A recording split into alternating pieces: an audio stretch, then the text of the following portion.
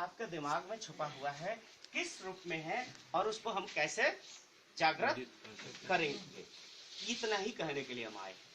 ठीक है, अब आइए पोटेंशियलिटीज मतलब संभावनाएं, सामर्थ्य या शक्ति।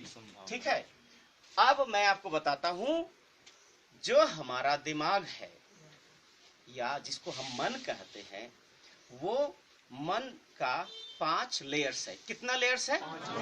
5 लेयर्स है। मन के 5 लेयर। मान लीजिए ये है हमारा ह्यूमन माइंड। ठीक है, माइंड बोल रहा हूं मैं, ब्रेन का चित्र नहीं बनाया हूं, ये माइंड का। ये जो गोलाकार आप चित्र देख रहे हैं, ये कितने डिग्री का है?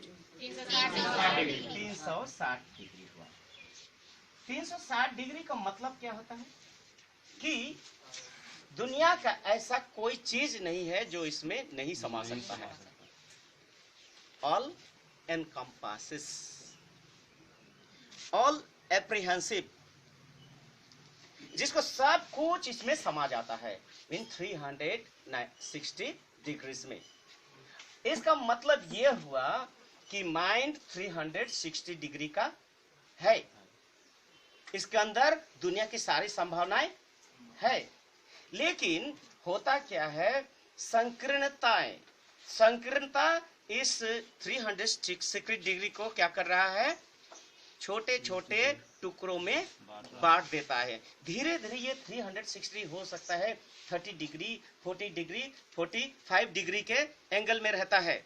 अर्थात जिस इंसान का मन का विकास जितना होगा, उसका मन का एक्सपेंशन उतना ही ज्यादा होगा, उसका डिग्री बड़ा होगा, और अल्टीमेट डिग्री कितना होगा?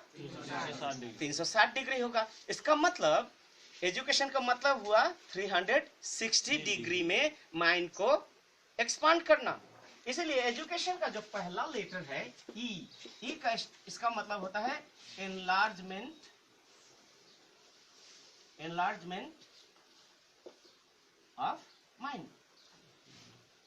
एजुकेशन का पहला लेटर क्या हुआ? Enlargement of mind. अगर मन का विस्तार नहीं होता है तो ये किताबी ज्ञान से का कोई मतलब नहीं बनता है। ये किताबी ज्ञान क्या दे सकता है? ज्यादा से ज्यादा एक डिग्री, उसके बाद एक नौकरी और कुछ पैसे।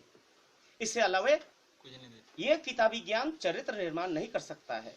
ये किताबी ज्ञान आपके सामर्थ्य को बढ़ा नहीं सकता है।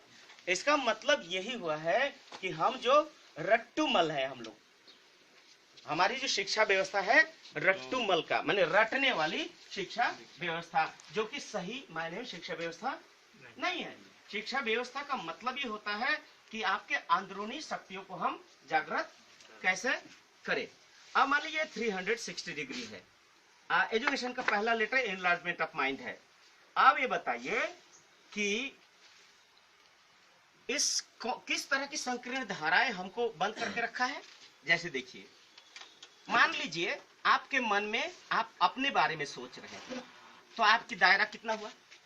सिर्फ अपने बारे में सोच रहे हैं। आप अपने परिवार के बारे में थोड़ा सा दायरा बढ़ गया। उसके बाद अपने एनवायरमेंट, इस आसपास के बारे में सोचते हैं। उसके बाद गांव के बारे में सोच रहे हैं। ऐसे सोचते सोचते धीरे धीरे धीरे आपका बढ़ा है। लेकिन मैक्सिमम आप कहां तक सोच रहे हैं? आप एक नेशन के बारे में सोच रहे हैं। क्या? एक राष्ट्र।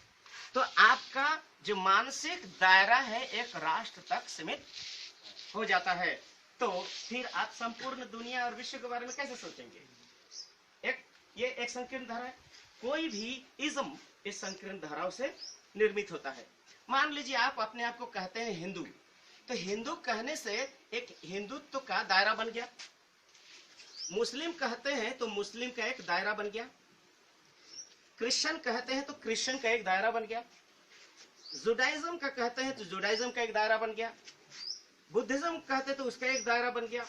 उसी तरह से अजस्र रिलीजियन आपके मन को कितने टुकड़ों में बांट रहा है, और आपके अंदर में एक दायरा, एक बाउंड्री वॉल बना हुआ, फेंस बना हुआ है। जब तक ये फेंस बनेगा तब तक क्या सबको अपना सकेंगे आप? जब तक ये दायरा, दीवारें बनी रहेंगी दिमाग के अंदर, तब तक सबको अपना सकेंगे? जब अपना नहीं सकेंगे तो 360 डिग्री में कैसे आएंगे आप?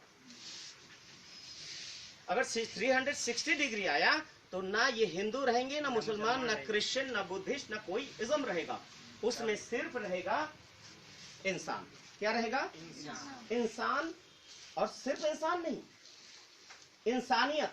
और इंसानियत का मतलब सिर्फ मनुष्य के बारे में सोचना नहीं है। इस सृष्टि के अणु, परमाणु, लता, गुल्म जो कुछ है सबके बारे में सोचना, सबके अच्छाई के बारे में, सबके प्रोस्पेरिटी, सबके प्रगति के बारे में सोचना, वही होता है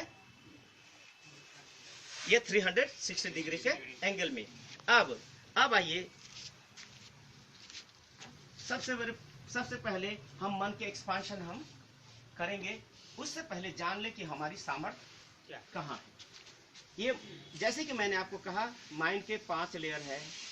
एक लेयर हो गया, ये 2, ये 3, ये 4 और ये 5 लेयर हो गया। ये जो 5 लेयर है, पांचों लेयर का अलग अलग नाम है। ठीक है। सबसे जो पहला लेयर है वो है कॉन्शियस। क्या है? कॉन्शियस। ठीक है। इसको चेतन भी कहते हैं। ठीक है। और दूसरा है सब कॉन्शियस। सब कॉन्शियस। ठीक है। तीसरा क्या है? सबलिमिनियल।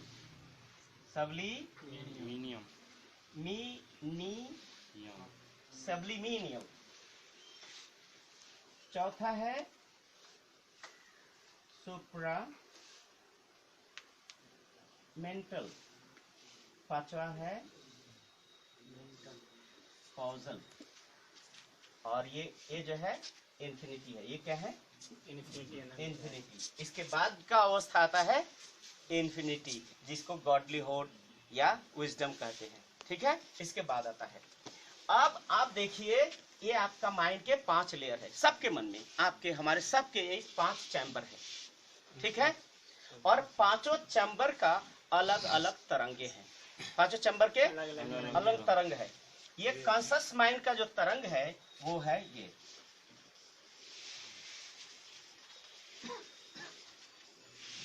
एक सेकंड में ये 12 टाइम फ्रीक्वेंट करता है। कितना? 12 टाइम इस तरह से चलता है। एक सेकंड में कितना बार? 12। आप सोचो, एक सेकंड में 12 बार ऐसे जिसका करेगा, उसका मान की अवस्था कैसी रहेगी? बंदर जैसा। किसके जैसा? बंदर जैसा। बंदर का कैसा रहता है? बंदर कभी भी स्थिर नहीं रहता है। आपका मन स्थिर है? स्थिर नहीं रहता है। ये मन भागते रहता है हर पल, न जाने कहां से कहां। यहाँ पर आप रट रहे हैं कोई भी थ्योरी को, कोई फार्मूला को रट रहे हैं, रटते रटते अचानक क्या हो गया? कहीं और है। यहाँ मेरा सुन रहे, सुनते सुनते दिमाग कहीं और। ये क्या है? शरीर यहाँ पर, मन कहीं और है। इसका कारण है ये तरंगे। इस तरंग का नाम है अल्फा। अल्फा तरंगे। इसका मतलब जब तक ये मन इस तरह का रहेगा, आप यहाँ नहीं प्रवेश कर सकते। प्रवेश कर सकते हैं पर तो इसको स्थिर करना होगा ना। अगर ये स्थिर होगा तो तरंगे कैसी होंगी? ऐसे होंगी। ठीक है। तो ये जो तरंगे होंगी किस तरह, इसका नाम क्या बोलेंगे? बीटा होगा। फिर उसको और ऐसे करेंगे, सबलिमिनियल में आ जाए तो सबलिमिनियल को क्या बोलेंगे? थीटा। उसके बाद अगर सुप्रा मेंटल में जाते हैं, सुप्रा मेंटल में, तो क्या होगा? वो गामा। और उसके बाद ये है डेल्टा। स्ट्रेट, एकदम सीधा हो गया। ये गामा जो है हल्का ऐसे ऐसे होगा, और ये जो है बिल्कुल स्ट्रेट हो जाएगा। अब आप देखिए, आप लोग सब स्टूडेंट है ना, आपका सबसे बड़ा प्रॉब्लम आपका ये चेतन मन है। क्या है? चेतन मन। जैसे एक समुद्र का जलाशय है, एकदम स्थिर है, वहां पर पत्थर फेंकेंगे वो चंचल हो जाता है। ये जो कॉन्शियस माइंड का है ये चंचल है, इतने चंचल कि कुछ भी। लेकिन एक चंचलता तो है, लेकिन ये माइंड का वेलोसिटी